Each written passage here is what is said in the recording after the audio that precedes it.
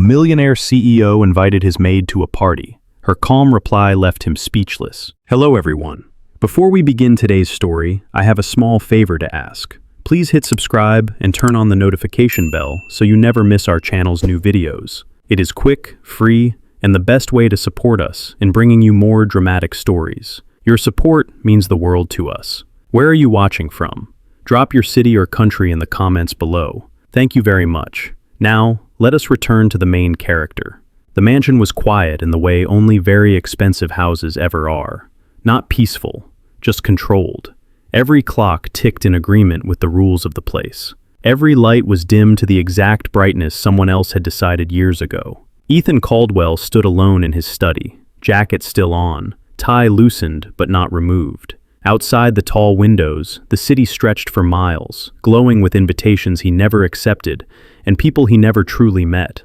At 39, he had built a company worth billions of dollars. He had influence, power, and a calendar full of obligations. Tonight, one of those obligations mattered more than the rest: the party. It was not just a celebration, it was a statement. Board members, investors, family names that carried weight, appearances that decided futures. And tonight, showing up alone was not an option. Ethan exhaled slowly and glanced at his phone. 3 missed calls from his mother. 1 message from his assistant reminding him of the unspoken rule. Do not arrive alone. Do not give them a reason to ask questions.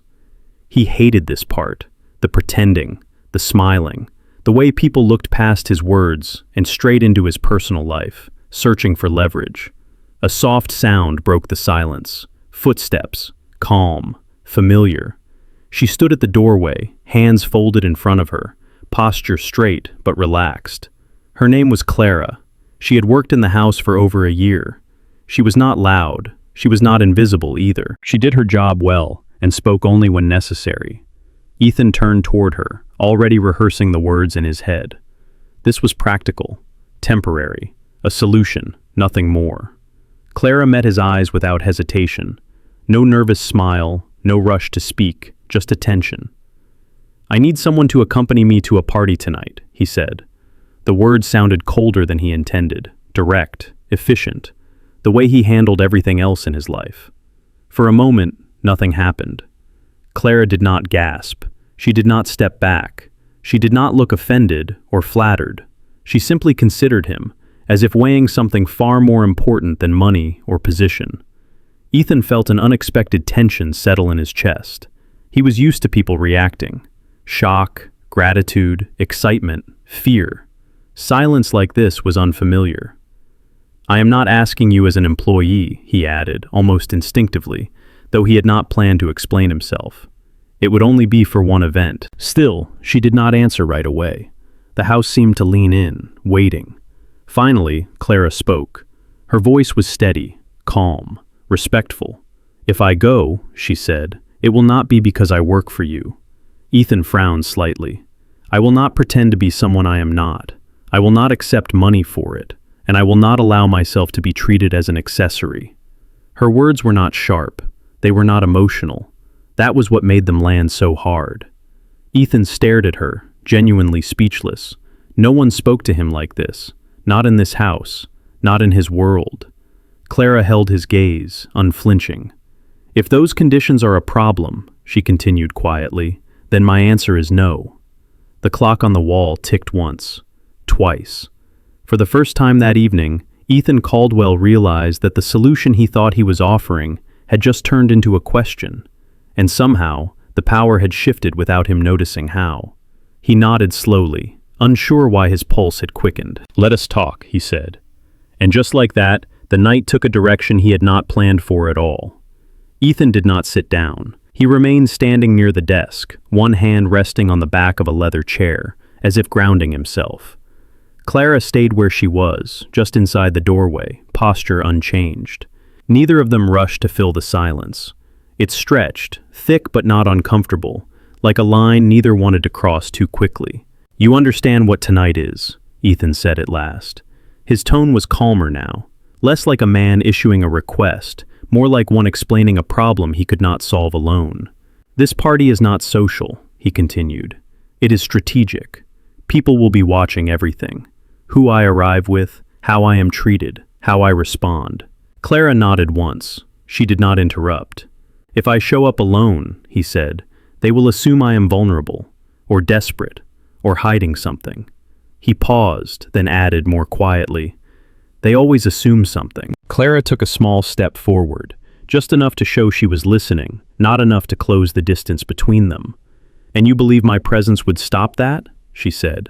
Yes, Ethan answered, because they do not know you. The honesty surprised even him. They will not have a history to use, no rumors, no expectations. Clara considered this. She glanced briefly at the tall windows, the city lights beyond them, then back at him. And after tonight? She asked. After tonight, Ethan said, we return to exactly how things were. Her expression did not change, but something in her eyes sharpened. Exactly how things were, she repeated. Yes. She exhaled slowly. I want to be clear, Clara said. I will attend as myself. I will not lie if asked who I am. I will not play a role that requires me to diminish myself. Ethan hesitated. They do not need details, he said carefully. That is still a form of lying, she replied. Her voice remained calm, but firm. If I go, it is because I choose to, not because I am hiding behind your name. He studied her for a long moment. You are asking for trust, he said. I am asking for respect, Clara corrected. The distinction landed. Ethan nodded once. Very well. He moved to the desk and opened a drawer, then stopped himself. He closed it again without taking anything out. No contracts, he said. No money. Clara watched him closely, as if noting the decision rather than the gesture. One more thing, she said. Go on. At the party, she continued, you do not speak for me. You do not correct me. You do not use your position to end conversations on my behalf. Ethan almost smiled. Almost. You drive a hard bargain, he said. I am not bargaining, she replied. I am setting boundaries. Another pause. Agreed, he said. For the first time since the conversation began, something shifted between them. Not warmth, not comfort, but balance. I will need time to prepare, Clara said. If I am going, I will not arrive looking like someone who borrowed confidence for the night. You will have whatever you need, Ethan said. She met his eyes again. I already told you, she said softly. I am not accepting money. He nodded. Then you will have choice. That answer seemed to satisfy her. I will be ready in 1 hour, Clara said. She turned to leave, then stopped. 1 hour, she repeated. Not because you asked, because I agreed. Ethan watched her walk away, her steps steady, unhurried. When the door closed behind her, he realized something that unsettled him more than any board meeting ever had. For the first time in a long while, he was not in control of how the night would unfold. And for reasons he could not yet name, that thought did not frighten him at all. The hour passed quietly, but the house did not feel the same. Ethan stood near the staircase when Clara returned. He did not check his watch. He did not need to. He felt the shift before he saw her. She was not transformed in any dramatic way. There was no luxury gown, no excess. She wore a simple dress, clean lines, dark fabric, fitted but modest. Her hair was neatly styled, her posture unchanged. The difference was not in what she wore, but in how completely she owned it. Ethan straightened without realizing he had done so. You look ready, he said. So do you, Clara replied. There was no nervous laughter, no awkwardness, just an understanding that something had already begun, even before they stepped outside. The car ride into the city was quiet, not tense, not intimate, just focused. The city lights streaked past the windows as traffic slowed near the venue. The building ahead rose like a monument to power and appearances, glass and steel reflecting names that carried influence. When the car stopped, Ethan stepped out first, then turned back toward Clara. Once we walk in, he said, they will assume many things. I am aware, she replied. If at any point you want to leave, he continued, you say the word. She looked at him steadily. I do not intend to disappear quietly.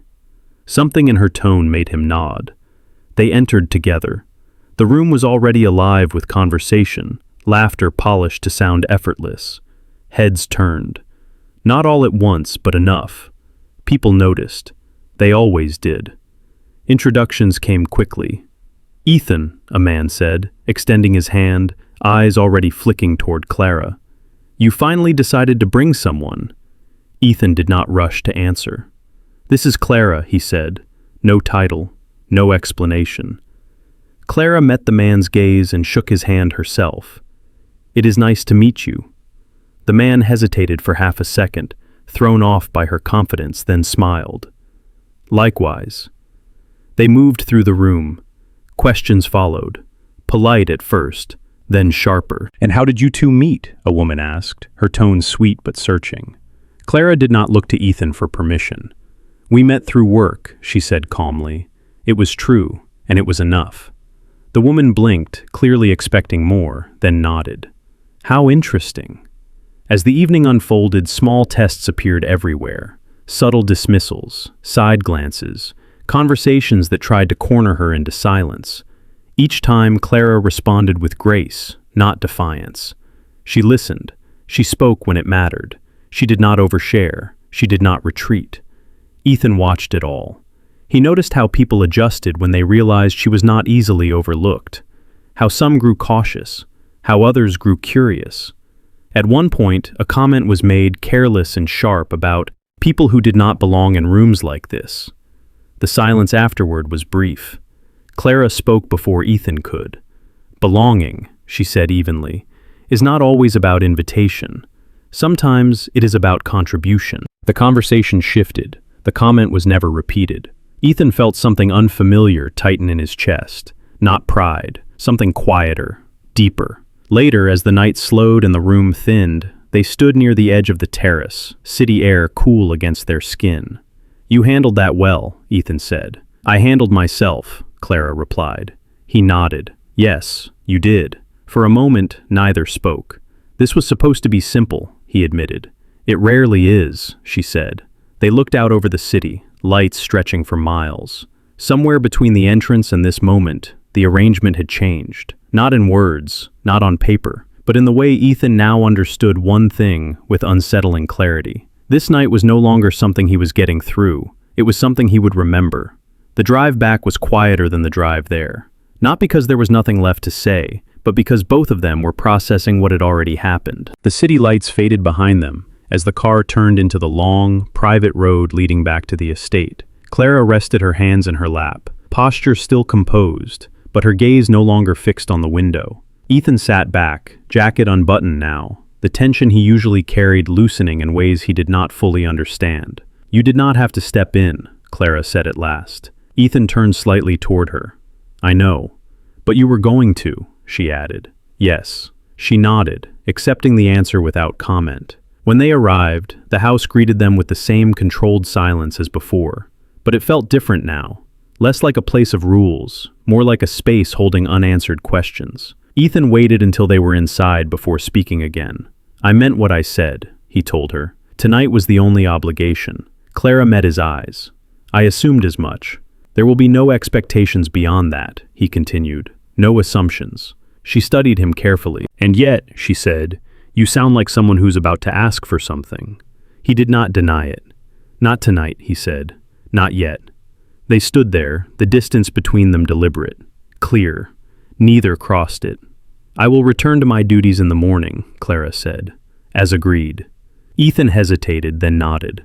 "Of course." She turned to leave, then paused.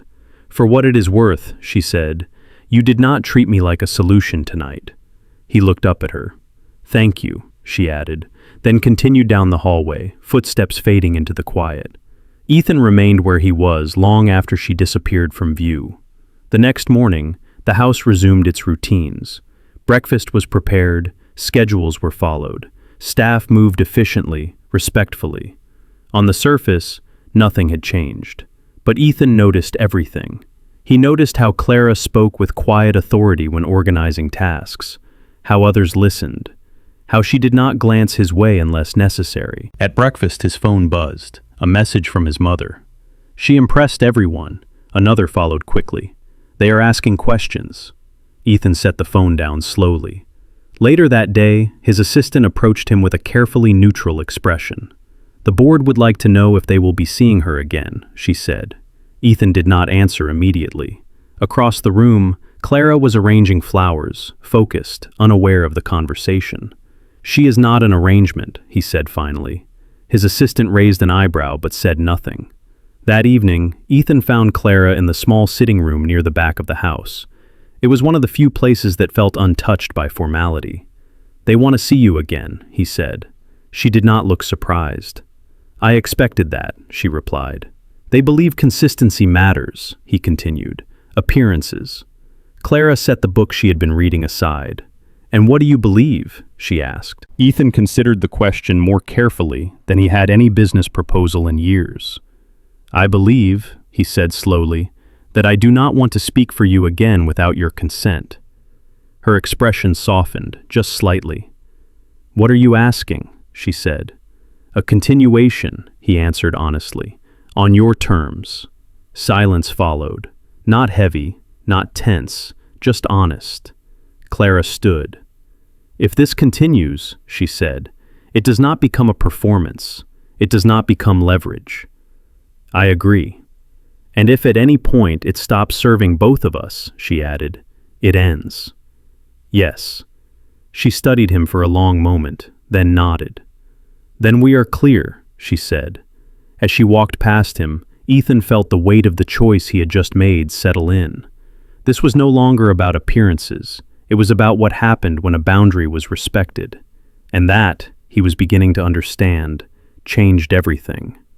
The days that followed settled into a strange new rhythm. Nothing was announced, nothing was declared, and yet, everything was different. Clara did not move into a new role, nor did she step out of her old one. In the mornings, she still organized the house with quiet efficiency. In the afternoons, she read in the small sitting room or walked the garden paths that curved behind the estate. Ethan noticed that she did not dress to impress. She dressed to be herself. And somehow, that made more of an impression than anything money could buy. They began appearing together at events, slowly, deliberately. Not every night, not every invitation, only the ones that mattered. At the first business dinner after the party, eyes followed them the moment they entered. The room was smaller than the gala, but sharper. Executives, partners, people who measured value in margins and influence. Ethan introduced Clara the same way he always did. "This is Clara." No explanation, no defense. At the table, the conversation drifted toward familiar territory: markets, strategy, control. Someone made an offhand remark about keeping certain people in their place. Clara paused, fork resting lightly against her plate. "Order," she said calmly, "is not the same as hierarchy." The table fell quiet. Ethan did not interrupt. He did not redirect. He let the silence sit where it belonged. Later that evening, in the car, he exhaled slowly. "You do not hesitate," he said. "I think before I speak," Clara replied. "That is not the same thing." He nodded, absorbing the lesson. At another event, a family gathering this time, his aunt studied Clara with open curiosity. "And what do you do?" she asked. Clara smiled politely. "Many things." The answer was not evasive. It was complete. Ethan watched his family recalibrate in real time. Between events, something else grew. Not romance, not yet. Understanding. They spoke more. Not about feelings, but about values, boundaries, what it meant to be seen without being claimed. One evening, standing near the fireplace after returning late, Ethan broke the silence. "You do not owe me this," he said. "I know," Clara replied. "Then why continue?" he asked. She met his eyes. "Because it remains honest." That answer stayed with him longer than any compliment ever had. The real test came sooner than expected. At a charity board meeting hosted at the estate, a guest arrived uninvited. Someone from Ethan's past. A woman who knew how to smile while cutting deep. She looked at Clara, then back at Ethan. "So this is the arrangement," she said lightly. The room stilled. Ethan opened his mouth, ready to intervene. Clara spoke first. "There is no arrangement," she said evenly. "There is presence and choice." The woman laughed softly. "How noble." Ethan stepped forward then, his voice calm but firm. "She is here because I asked her to be," he said, "and because she agreed." No apology, no explanation. The woman said nothing more. That night, after the guests had gone and the house settled again into quiet, Ethan found Clara on the terrace. "You did not need to handle that alone," he said. "I did not," she replied. "You stood with me." He nodded. "I wanted to." She studied him, searching for something beneath the words. "This is changing," she said. "Yes," he admitted, "it is." She turned back toward the city lights. "Then remember," she said softly, "if it ever stops being mutual, it stops." He did not hesitate. "It will not," he said. And for the first time since this began, the silence between them felt less like a boundary and more like a promise waiting to be spoken. The invitation arrived on a Tuesday morning. Ethan read it twice before setting his phone down. The annual foundation gala. Press confirmed. Major donors attending. Board members seated at the front. And one unspoken expectation written between every line. Appearances would be measured. He found Clara in the garden later that afternoon, kneeling near the low stone wall, trimming back ivy that had grown wild along the edge. "There is another event," he said. She did not look up right away. "I assumed there would be." "This one is different," Ethan continued. "It is public, very public." Clara stood, brushing soil from her hands. "Meaning?" "Meaning," he said carefully, "there will be questions we cannot avoid." She met his gaze, already understanding. "They will want labels," she said. "Yes." "And you?" Ethan hesitated. "I want honesty," he said, "even if it complicates things." Clara studied him for a long moment. "Then we need to talk," she said. That evening, they sat across from each other in the small sitting room. No staff nearby, no interruptions, just two people choosing to be clear before the world forced them to pretend. "I will not be introduced as something I am not," Clara said first. "Not your assistant, not your arrangement, not your story." "I would not allow that," Ethan replied. "And I will not lie if asked what I mean to you," she continued. The words landed softly, but with weight. Ethan leaned back, exhaling slowly. "I do not know how to answer that yet," he admitted. "That is acceptable," Clara said. "As long as it is the truth." He nodded. At the gala, the air was sharp with cameras and expectation. The venue glowed with wealth that wanted to be admired. When Ethan arrived with Clara at his side, the reaction was immediate. Flashes, whispers, raised brows. They walked in together, unhurried. Inside, a reporter approached almost instantly. "Mr. Caldwell," she said brightly, "may we ask who you are attending with this evening?" Ethan glanced at Clara, not for permission, but for alignment. "This is Clara," he said. The reporter smiled. "And Clara is?" Clara stepped forward slightly, her voice calm and clear. "I am someone who chose to be here," she said. The answer made its way through the room faster than the cameras. Later, near the main hall, a board member cornered Ethan. "You understand how this looks," he said quietly. "Yes," Ethan replied. "And you are comfortable with that?" Ethan did not answer right away. Across the room, he saw Clara engaged in conversation, composed, present, entirely herself. "Yes," he said finally, "I am." The moment that mattered most came near the end of the evening. Ethan's mother approached, her expression unreadable.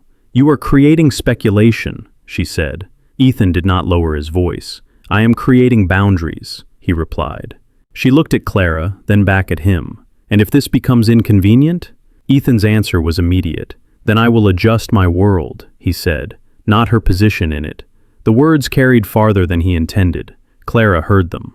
After the gala, they stood outside under the night sky, the noise behind them fading. "You did not have to say that," Clara said quietly. "I did," Ethan replied, "because it was true." She searched his face.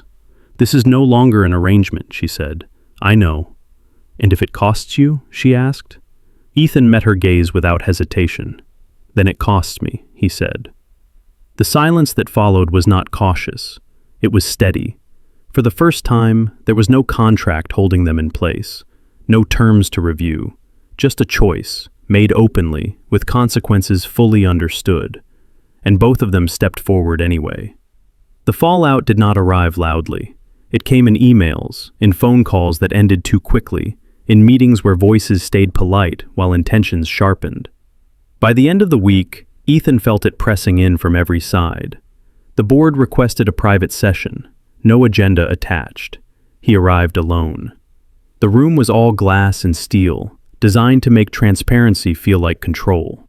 Faces turned toward him, familiar and distant at the same time. "This situation," one of them began, "has become a distraction." Ethan leaned back slightly. "Define situation." "The woman," another said. "The lack of clarity." There it was. "She is not a liability," Ethan replied evenly. "That is not for you alone to decide," a third voice said. "Public perception affects valuation." Ethan folded his hands.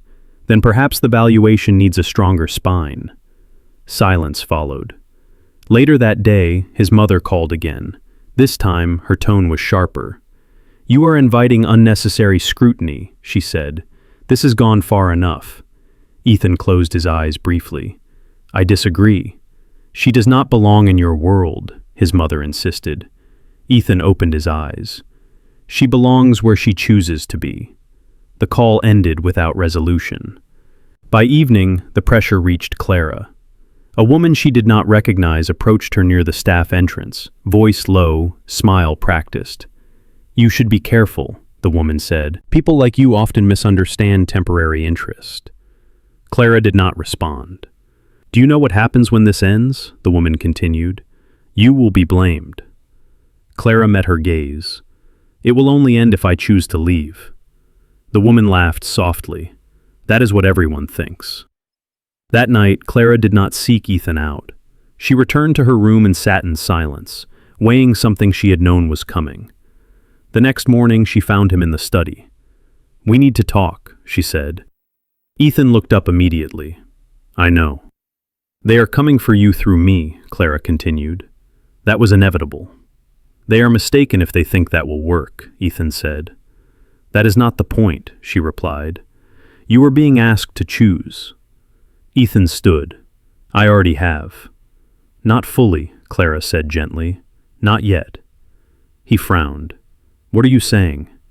She took a breath. "I am saying that if this continues, it will cost you more than you expect." "And if it does?" he asked. Clara held his gaze. "Then it must be because you are willing, not because you are reacting." The words settled heavily between them. "You want space," Ethan said quietly. "I want clarity," Clara answered, "for both of us." The tension in the room was not anger, it was restraint.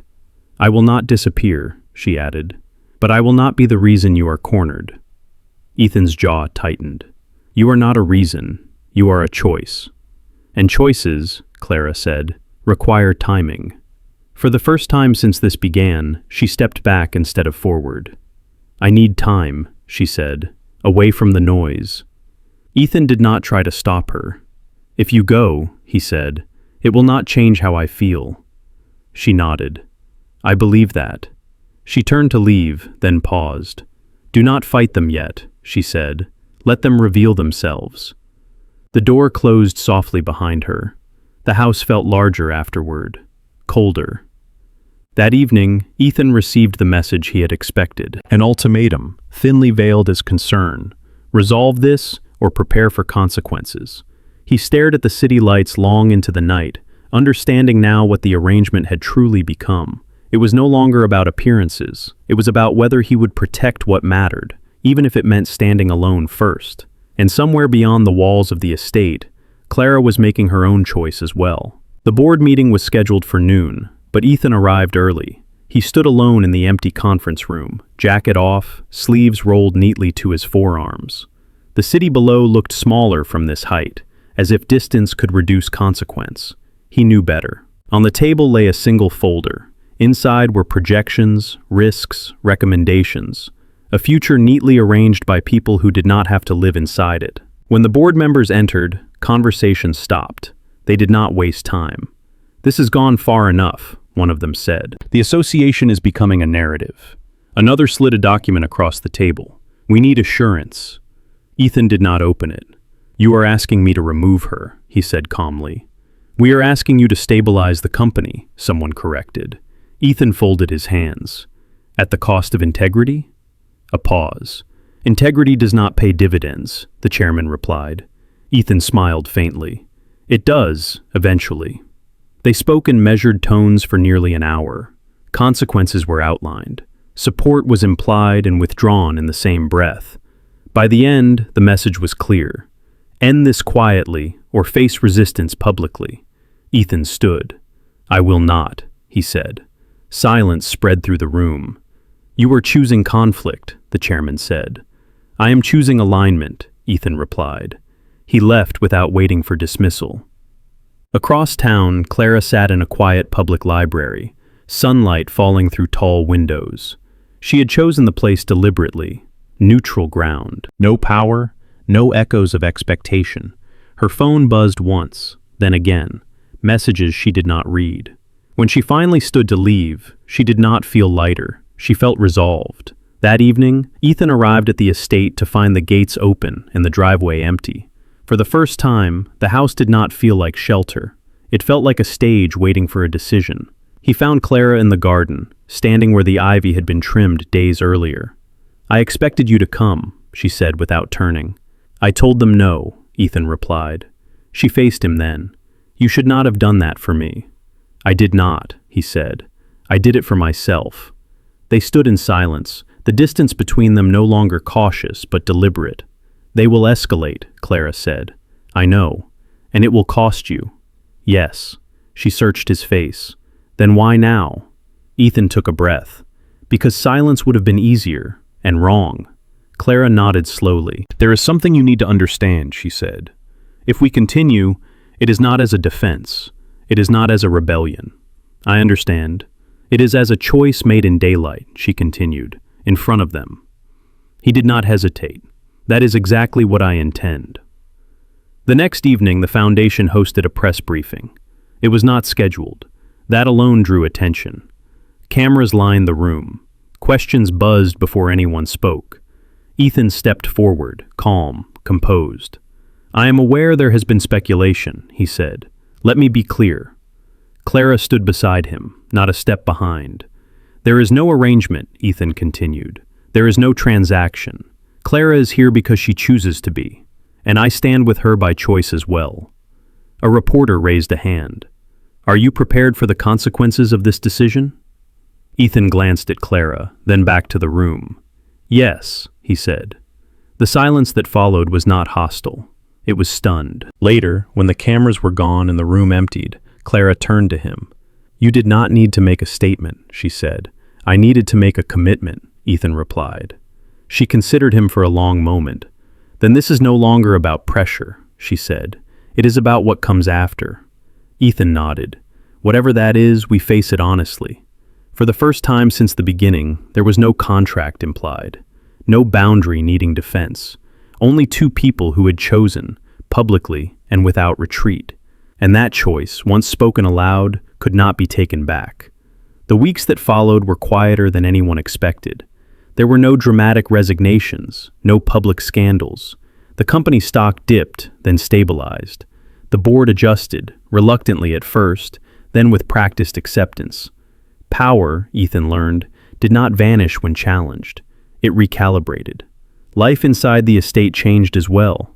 Not abruptly, not ceremonially, but deliberately. Clara did not remain in the shadows, nor did she step into a role she had not chosen. She continued her work for a time, then began to step away from it, piece by piece, as conversations replaced assumptions. One afternoon, she and Ethan sat in the garden as the light shifted toward evening.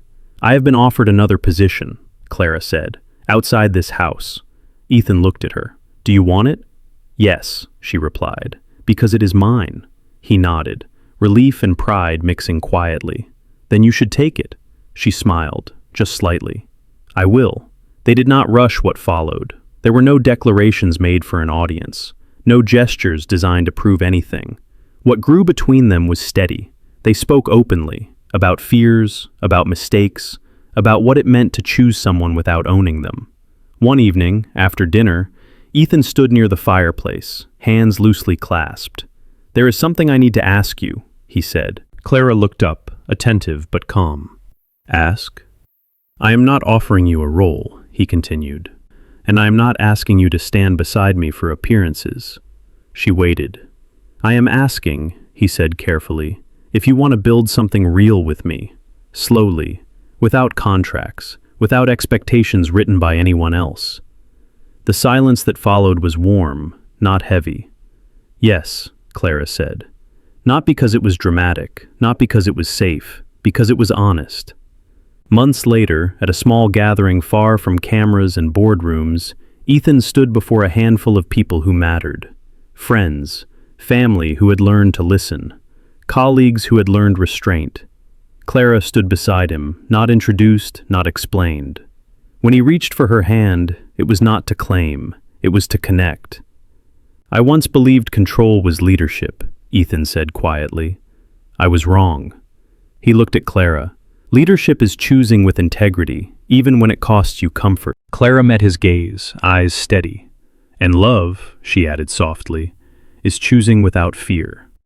There was no spectacle, no excess, just two people who had walked through an arrangement and come out with something far more difficult and far more valuable: commitment. Later that night, as they stood alone beneath the open sky, Ethan spoke again. "Do you regret how this began?" he asked. Clara smiled. "No," she said, "because it ended with choice." He nodded, understanding fully now. What had started as a request had become a partnership. What had been temporary had become intentional. And what had been fake had turned real, not through force or fortune, but through respect. In the end, it was not the party that changed everything. It was the answer. Calm, clear, unafraid, and powerful enough to reshape a life built on anything but that.